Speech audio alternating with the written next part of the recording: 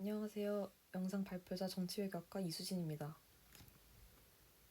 목차는 책 AI 이후의 세계, 우크라이나 전쟁 미래 전의 모습들, 챗 GPT와 직접 한 채팅 내용입니다. AI 이후의 세계는 한국어판 서문에 김대식 카이스트 뇌과학자가 지금까지의 인공지능은 우리 눈에 보이지 않는 뒷방에만 있었고 온라인몰에서 물건을 주문하면 AI 알고리즘이 상품을 구분하고 모빌리티 서비스를 사용하면 AI 알고리즘에 가까운 택시를 배정해준다고 합니다.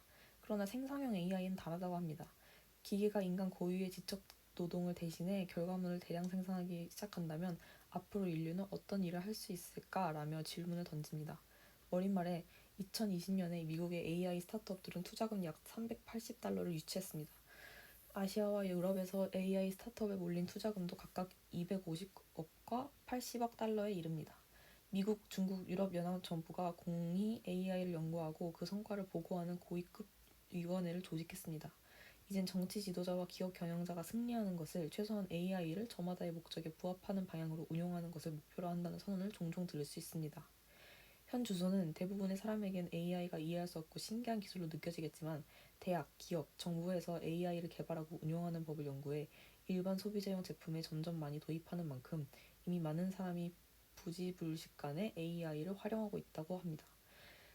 안보와 세계 질서에서 지금까지 국민 양용성, 확신성, 강력한 잠재력, 파괴력을 갖춘 기술은 없었는데 예를 들어 철도는 상품을 시장으로, 군인은 전장으로 수용하지만 잠재적 파괴력이 없습니다.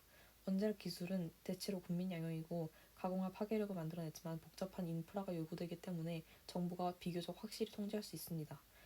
엽총은 널리 보급됐고 군대와 민간에서 모두 사용할 수 있으나 성능의 한계 때문에 전략적 차원의 파괴력은 기대하기 힘듭니다. 하지만 AI가 이 패러다임을 깨뜨립니다. 미래에 지금은 인간의 지능이 인공지능과 결합해 국가적, 대륙적, 세계적 차원의 일을 도모하는 시대입니다. 이 변화를 이해하고 그 길잡이가 될 윤리체계를 마련하려면 과학자와 전략가, 정치인과 철학자, 성직자와 CEO 등 각계의 노력과 중지가 모여야 한다고 주장합니다. 우크라이나 전쟁이 보여준 미래전의 모습들에 대해서 설명하겠습니다. 우크라이나 전쟁이 발발한 뒤 러시아군과 우크라이나군은 치열한 공방전을 벌이고 있습니다. 두 나라의 지상군 간에는 시가전과 백병전까지 벌어지는 것으로 전해지고 있습니다. 이런 가운데 이번 전쟁의 첨단 기술이 총동원된 하이테크 전쟁의 양상을 띄어간다는 지적도 나옵니다. 서방의 많은 군사학자들은 이번 전쟁이 인류의 전쟁사를 새로 쓰게 만들 미래전쟁을 태동시킨 중요 전쟁으로 기록될 것으로 보고 있습니다. 미국 등 주요 국가들도 민간 IT 기업들과의 협력 강화에 나서는 등 우크라이나 전쟁에서 새롭게 선보인 기술과 전략을 바탕으로 미래 전쟁 전략에 고민하고 있습니다. 미국의 전략 분석가 피터 싱어는 최근 군사 전문 미디어인 디펜스원 기고문에서 우크라이나 전쟁에서 신기술이 사용되는 것을 목도하고 있다며 이러한 신기술이 전쟁의 승패를 결정짓는 요인은 아니지만 미래 전쟁의 지구를 제공한다고 강조했습니다. 우크라이나 전쟁이 인류 전쟁사에서 하나의 변곡점이 되는 가장 큰 이유는 AI가 본격적으로 활용된다는 점 때문입니다. 우크라이나 전쟁에는 다양한 형태의 AI가 점차 많이 배치되고 있습니다. 딥페이크가 사용된 최초의 전쟁이라고 할 수 있습니다. AI는 선전과 정보전에도 활용되고 있습니다. 러시아 우크라이나 전쟁은 AI의 영상 합성 조작용 딥페이크 기술이 동원된 첫 전쟁이기도 합니다. 예컨대 우크라이나 젤렌스키 대통령이 무기를 내려놓으라며 러시아의 항복을 선언하는 듯한 가짜 영상이 돌아다니기도 했습니다. 실제와 기계가 만들어낸 영상과의 구별이 어려워지는 현실에서 이러한 가짜 영상은 심리전에 큰 영향을 끼칩니다. AI의 능력이 향상되면서 전쟁에서 차지하는 역할도 늘어나게 되었습니다. 이에 대한 투자는 각국 정부와 군뿐만 아니라 민간 기업들도 담당하고 있습니다. 이번 전쟁의 전쟁사의 변곡점이 된 또 하나의 분야가 바로 사이버 안보입니다. 개전 초기에 러시아 해커들은 우크라이나 전력망에서부터 통신에 이르기까지 각종 네트워크를 공격했습니다. 물론 성공을 거두지는 못했지만 새로운 공격 양상이었습니다. 우크라이나가 피해를 덜 입은 데는 사이버 국제연합군이 방어군 역할을 했습니다. 우크라이나 전쟁이 주는 교훈은 따로 있을지 모릅니다. 정치, 외교, 군사 지도자들이 재래식 전쟁은 아직 생생한 현실이라는 점을 인식하면서 동시에 조직적으로 미래 전쟁을 준비해야 한다는 것입니다.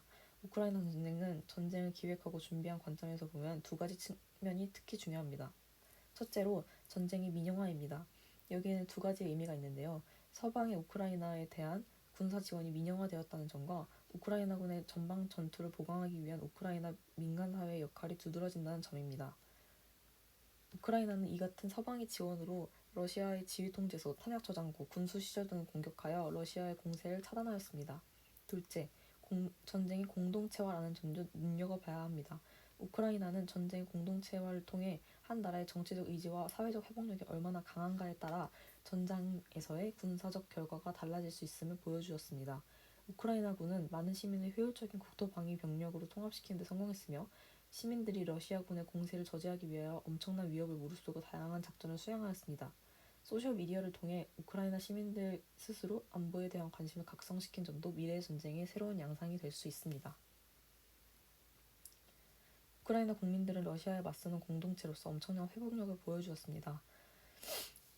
이번 전쟁은 앞으로 국가 간의 전쟁이 벌어질 경우 전 정부적 접근뿐만이 아니라 전 국민적 접근이 있어야만 전장에서 유용한 결과를 이끌어낼 수 있다는 사실을 보여주었습니다. 이번 전쟁이 전장의 군인들과 시민의 구분을 희미하게 만들었다는 점은 분명합니다. 하이테크 전쟁에서 승리하기 위해서는 군과 민간이 전쟁을 함께 수행해야 하는 시대가 도래했으며 전쟁의 공동체화는 미래 전쟁에서 예외적 현상이 아닐 것입니다. 전 국민적으로 전쟁에 나서 우크라이나와 군인들을 앞세운 러시아에 대비해서 나타나듯 이런 공동체화야말로 가장 전쟁 비용을 절약할 옵션으로 보일 것으로 보입니다.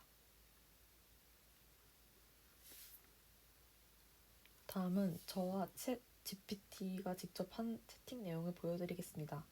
우선 제가 머신러닝을 정치외교에 어떤 방향으로 활용할 수 있을까라고 질문했을 때 머신러닝은 정치외교 분야에서 다양한 방식으로 활용될 수 있으며 예시를 들어주었습니다. 정책 분석과 예측에서는 머신러닝은 정치적인 결정을 지원하기 위한 정책 분석과 예측에 활용될 수 있습니다. 과거의 데이터와 머신러닝 알고리즘을 활용하여 정책 시행의 결과를 예측하고 다양한 시나리오에 대한 효과를 모델링할 수 있습니다. 이를 통해 정책 제정자들은 보다 근거 있는 결정을 내릴 수 있고 정책의 성과를 예측하고 개선할 수 있다고 말해줬습니다. 또한 소셜미디어 분석에서 머신러닝은 소셜미디어 데이터를 분석하여 정치적인 동향과 성향을 파악하는 데 이용될 수 있다고 얘기합니다. 텍스트 마이닝과 감정 분석 기술을 적용하여 대중의 의견이나 감성을 파악하고 특정 주제나 정치인에 대한 반응을 모니터링할 수 있습니다. 이를 통해 정치적인 이슈에 대한 실시간 정보를 얻고 정치 결정에 반영할 수 있다고 합니다. 또한 외교 협상 지원에서 머신러닝은 외교 협상에도 사용될 수 있고 예를 들어 머신러닝을 사용하여 상대국의 입장이나 행동 패턴을 분석하고 예측함으로써 협상 전략을 개발할 수 있다고 얘기합니다. 국제관계 예측에서 머신러닝은 역사적인 데이터와 머신러닝 모델을 활용하여 국가 간의 갈등, 협력, 국제 정세의 변화를 예측하고 모델링할 수 있다고 얘기합니다. 그 다음으로 제가 한 내용은 머신러닝이 정치 외교에 쓰인 사례가 무엇이 있냐는 것이었는데 챗 GPT는 머신러닝은 정치 외교에서 다양한 방식으로 활용되고 있고 몇 가지 실제 사례를 들어주었습니다. 선거 예측에서 머신러닝은 선거 결과를 예측하는 데 사용할 수 있고 예를 들어 과거의 선거 데이터와 통계 모델을 활용하여 특정 지역이나 선거 구역에서의 선거 결과를 예측하는 모델을 개발할 수 있다고 얘기해줍니다. 정책 분석에서 머신러닝은 정치적인 결정 과정을 지원하기 위한 정책 분석에 사용될 수 있으며 과거의 정책 수행 데이터와 머신러닝 알고리즘을 활용하여 정책의 성과를 예측하고 정책 수행에 필요한 자원을 최적으로 할당하는 모델을 개발할 수 있다고 합니다. 외교 협상 분석에서 머신러닝은 텍스트 마이닝 기술과 머신러닝을 사용하여 협상 문서나 대화 내용을 분석하고 양상이나 패턴을 파악할 수 있다고 합니다. 이를 통해 협상자는 상대국의 입장이나 의견을 파악하고 효과적인 협상 전략을 수립할 수 있다고 얘기합니다. 또한 국제관계 예측에서 머신러닝은 예를 들어 머신러닝 모델을 사용하여 국가 간의 갈등, 협력, 국제 정세의 변화를 예측하고 모델링할 수 있다고 합니다. 이를 통해 국제 정치 전략의 개발과 국제 협력을 강화할 수 있다고 합니다. 다음으로 제가 한 질문은 앞으로 정치 외교 분야에서 머신러닝이 어떻게 사용될 수 있을까라는 질문이었습니다. 챗 GPT는 앞으로도 다양한 방식으로 사용될 수 있다며 정치적인 결정 과정의 지원에서는 머신러닝은 정치적인 의사결정을 지원하기 위한 도구로 더욱 활용될 수 있을 것이라고 주장합니다. 예를 들어 정책 수립이나 외교적인 결정에 대한 데이터 분석과 예측을 통해 정부나 정책 제정자들은 근거 있는 결정을 내릴 수 있고 정책의 성과를 예측하고 개선할 수 있다고 말합니다. 소셜미디어 분석과 감정 분석에서는 소셜미디어의 데이터를 머신러닝을 활용하여 분석하는 분야가 더욱 발전할 것으로 예상된다며 텍스트 마이닝과 감정 분석을 통해 대중의 정치적인 의견과 감정을 파악하고 정치 이슈의 흐름과 영향력을 파악할 수 있으며 이를 통해 정치인과 정부는 효과적인 의사소통 전략을 수립하고 대중의 요구에 우려에 더 신속하게 대응할 수 있다고 말합니다.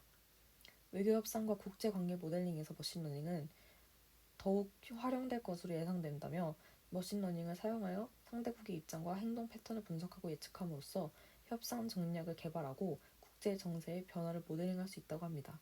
이를 통해 국제관계에서의 협력과 갈등을 관리하고 효과적인 외교 전략을 수립할 수 있다고 합니다.